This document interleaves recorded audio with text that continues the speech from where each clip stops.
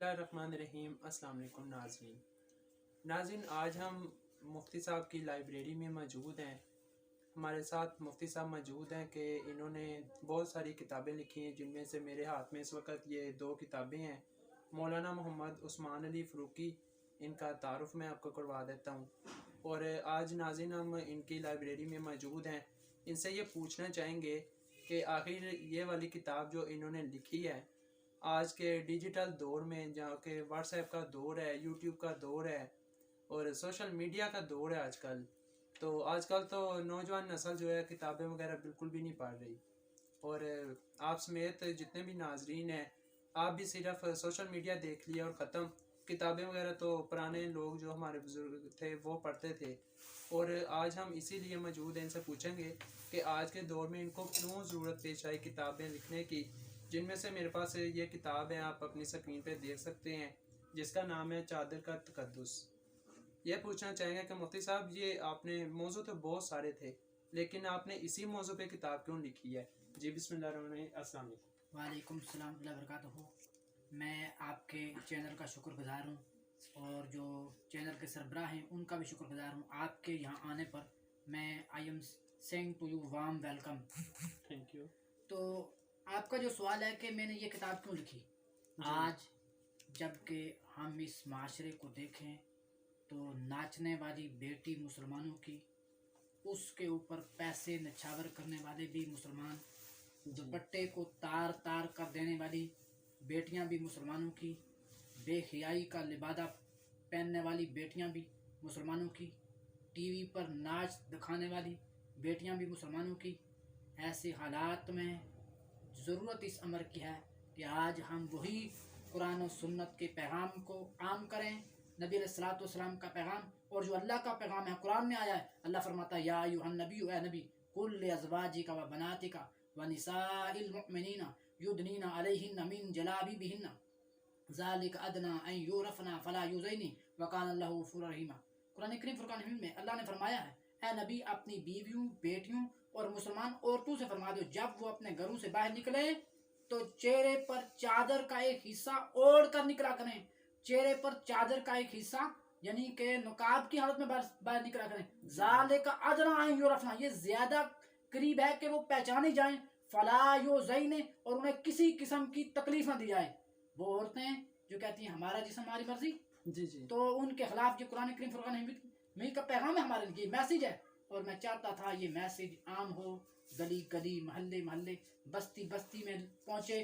ہم تقریروں کے ذریعے، آپ نے کہا کتاب لکھنے کی کیا ضرورت ہے، تو صرف کتاب کے والے سے ہم نہیں کام کر رہے، ہم نے تقریروں کے ذریعے بھی یہ پیغام دیا ہے، ہم نے بیانات میں بھی یہ پیغام دیا ہے، ہم نے لوگوں کی میٹنگ میں ڈسکس کے اندر بھی یہ پیغام دیا ہے، ہم دختران اسلام کی میٹنگ ہو اس میں بھی یہ پیغام دیتے ہیں، اور جو گھر میں پردے میں رہنے والی عورتیں ہیں ان کے لیے ضروری تھا ایک ایسی تحریر لکھ دی جائے جس تحریر میں وہ سارے پردے کے حوالے سے جو احکامات ہیں ان کو بیان کر دیا جائے۔ لہٰذا میں نے ضروری سمجھا اور ان سارے احکامات کو میں نے اپنی اس مختصر رسالے چادر کا تقدس، اس کا نام ہے، اس کے اندر میں نے لکھا ہے، اور جن جن لوگوں نے یہ کتاب پڑھی ہے، اللہ کا فضل ہے، اللہ کا کرم ہے کہ بہت سے لوگوں میں ان کے گھروں میں تبدیلی آ گئی ہے، تو اس پر میں اپنے رب العالمین کا شکر گزار ہوں۔ ٹھیک ہے ناظرین، جیسا کہ آپ نے سنا کہ ان کو کتاب لکھنے کی ضرورت کیوں پیش آئی، اور آپ جتنے بھی ناظرین اس وقت ہمیں دیکھ رہے ہیں، آپ سے بھی یہ گزارش ہے کہ اس کتاب کو زیادہ سے زیادہ خود بھی پڑھیں، اپنے جاننے والے اہل و عیال جو ہیں ان تک بھی یہ پیغام پہنچائیں جو مفتی صاحب نے آج آپ تک پہنچایا ہے کہ ہماری ضرورت کیوں پیش آئی یہ کتاب لکھنے کی۔ تو امید ہے آپ کو یہ کتاب اچھی لگے گی، اور اسی کے ساتھ یہ مفتی صاحب نے ایک اور کتاب لکھی ہے جس کا نام ہے صحیح اسلامی عقیدے کی پہچان۔ ٹھیک ہے، یہ کتاب آپ اپنی سکرین پہ دیکھ سکتے ہیں۔ اس کے متعلق بھی پوچھیں گے کہ آخر عقیدے کے متعلق آپ کو یہ کتاب لکھنے کی ضرورت کیوں پیش آئی۔ عقیدے تو سب کے ہی ہوتے ہیں، چاہے وہ کسی کا کوئی عقیدہ، کوئی ہر بندہ کہتا ہے کہ میرا عقیدہ ٹھیک ہے، لیکن مفتی صاحب یہ بتائیے گا کہ آپ نے یہ عقیدے کے متعلق کی کتاب لکھی ہے، اس کی ریزن کیا ہے؟ میں سمجھتا ہوں کہ بلکہ یہ اسلام کا پیغام ہے، اسلام کا میسیج ہے کہ عقیدہ اصل ہے، عقیدہ بنیاد ہے، اس کو آپ اس طرح مثال سمجھ لیں کہ جس طرح جسم کے ساتھ بازو عبادات کی حیثیت رکھتے ہیں. اگر جی بازو جی کٹ جائے تو پھر بھی آدمی زندہ رہ سکتا ہے، اگر ٹانگ کٹ جائے تو پھر بھی آدمی زندہ رہ سکتا ہے، لیکن شارب کو عقیدے کی مثال کہا گیا ہے. اگر شارب کٹ جائے تو آدمی زندہ نہیں رہ سکتا، تو عقیدے کو شارب کہا گیا ہے. اگر عقیدہ درست نہیں تو جی نماز قبول نہیں، روزہ قبول نہیں، حج قبول نہیں، دیگر عبادات قبول نہیں. اس لیے عقیدے کا پیغام ضروری تھا. میں نے اس والے سے قلم اٹھایا جب کہ انگریز کا سامراج تھا.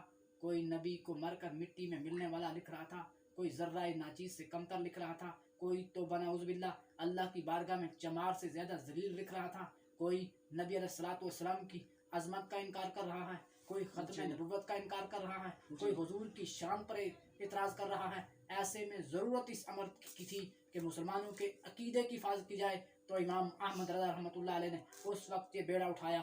آج بھی میرے پاس مسجد میں ایک آدمی تشریف لائے، جی انہوں نے جی میرے پاس ایک کتاب لائی، اور وہ کتاب سعودیہ سے آئی تھی، مفتی اعظم کی لکھی ہوئی ہے. اچھا اور اچھا وہ مسلمان جو اللہ کے ولیوں کے درباروں پر دعا کے لیے جاتے ہیں جی جی ان کو مشرک کہا گیا. وہ مسلمان جو یا رسول اللہ پڑھتے ہیں، الصلاۃ والسلام علیکہ یا رسول اللہ، جی جی آپ سوچیں اس کتاب میں لکھا ہوا یہ مشرک ہیں. وہ مسلمان جو حضور کے وسیلے سے دعا مانگتے ہیں، اس کتاب میں لکھا گیا یہ مشرک ہیں. میں نے یہ ذمہ داری سمجھی کہ میں اس مفتی اعظم کو بھی جواب دوں گا. میں نے دلائل کی روشنی میں اس کتاب میں جواب دیا اور میں نے شرک کی صحیح تعریف کی. آج وہ مسلمانوں کو مشرک مشرک کہہ کر گمراہ کر رہے ہیں، مگر حقیقت یہ ہے کہ ان کو شرک کی تعریفیں نہیں آتی. علامہ تفتازنی کو کون نہیں پڑھتا؟ مدارس عربیہ میں 7ویں سال کے اندر کتاب پڑھائی جاتی ہے، شرح عقائد نسویہ، جی اس کے اندر شرک کی تعریف لکھی گئی ہے.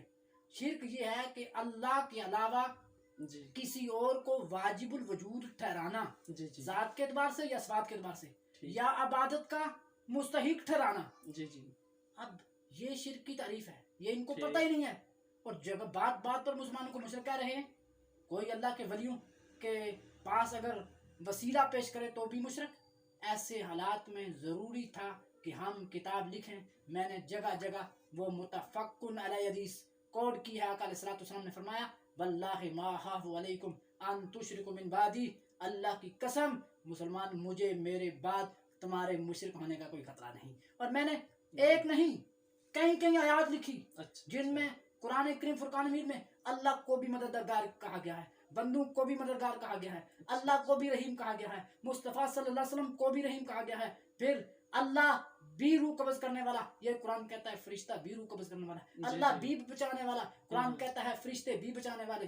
اللہ بھی مددگار، اللہ بھی صراط مستقیم دکھانے والا، قرآن کہتا ہے کہ یہ نبی بھی صراط مستقیم دکھانے والے. اگر ہم یہ صفات سامنے رکھ کر شرک کا فتویٰ لگائیں گے تو پھر سوچو نا قرآن کی یہ آیات پھر ہمیں نکالنی پڑے گی. نہیں، بلکہ وہ اہل سنت کا عقیدہ کہ اللہ خود صراط مستقیم دکھاتا ہے، اللہ خود مدد کرتا ہے، اللہ خود بچاتا ہے. اللہ کے مقبولان خدا اللہ کی توفیق سے، اللہ کی عطا سے، اللہ کی دی گئی قوت سے اپنی، اور جو اللہ نے انہیں استطاعت دی ہے، قوت دی ہے، اس کے مطابق کوئی عمل کرتے ہیں. ذاتی اور عطائی برابر ہو سکتی ہیں؟ آپ مجھے بتائیں کیا اللہ کی صفات تو ذاتی ہیں بالکل. اور نبی علیہ السلام اور ان کے غلاموں کی صفات تو عطائی ہیں؟ کیا ذاتی اور عطائی برابر ہیں؟ نہیں. کیا قدیم اور جدید برابر ہیں؟ کیا غیر مخلوق اور مخلوق برابر ہیں؟ کیا لامحدود اللہ کی تمام صفات، یہ آپ کے چینل کے ذریعے میرا پوری دنیا کے لوگوں کو پیغام ہے، جی اللہ کی تمام صفات جو ہیں وہ لامحدود ہیں، ان کی کوئی حد نہیں. نبی علیہ السلام ہو، فرشتے ہوں، جی یا پھر کوئی ولی ہو، ان کی صفات تو محدود ہے، حالانکہ اللہ کی صفات لامحدود اور لامحدود، یہ کوئی مقابلہ ہو سکتا ہے؟ کیا یہ برابری ہو سکتی ہے؟ جب برابری نہیں تو شرک بھی نہیں. کیوں شرک کے فتوے لگتے ہیں؟ توحید کے ان متوالوں پر ہم ان کج فکر خطیبوں کو راز توحید سکھائیں گے. میری یہ کتاب پڑھنے کے بعد بہت سے لوگوں کو صراط مستقیم نصیب ہوا ہے، بہت سے لوگ رائے ہدایت پر آ گئے ہیں، اور میرے پاس آ کر انہوں نے کہا مولانا صاحب آپ کی کتاب پڑھنے سے کے بعد ہمیں پتہ چل گیا کہ اصل کیا ہے، حقیقت کیا ہے. تو اس پر بھی میں اللہ رب العالمین کی بارگاہ میں شکر گزار ہوں، عاجز بندہ ہوں، اور اس کی بارگاہ میں دعا کرتا ہوں کہ اس نے مجھے یہ توفیق عطا فرمائی ہے. جی ناظرین، جیسا کہ آپ کو آج 2 کتابوں کا تعارف کروایا مفتی صاحب نے، اور ماشاءاللہ انہوں نے بہت ہی احسن طریقے سے بہت ہی بہترین طریقے سے اپنی بات آپ تک پہنچائی ہے۔ امید کرتے ہیں کہ آپ کو اسلامی صحیح عقیدے کی پہچان کچھ حد تک معلوم ہو گیا ہوگا۔ مزید آپ معلومات کے لیے ان کی یہ کتابیں لازمی دیکھیے گا، ان کا مطالعہ کریں تاکہ آپ کو اور آپ کی آنے والی نسلوں کو اس کا فائدہ ہو۔ اور اگر مفتی صاحب کی ویڈیو آپ کو اچھی لگے نیچے کمنٹ میں ضرور آپ بتائیے گا، اور مفتی صاحب کی ویڈیو آپ دیکھنے کے ساتھ ساتھ اپنے دوسرے مسلمان بہن بھائیوں کو بھی شیئر کریں تاکہ ان کا بھی فائدہ ہو، ان کا عقیدہ بھی درست کروایا جا سکے۔ اور اسی کے ساتھ ناظرین ہم آپ سے اجازت چاہیں گے۔ اللہ حافظ۔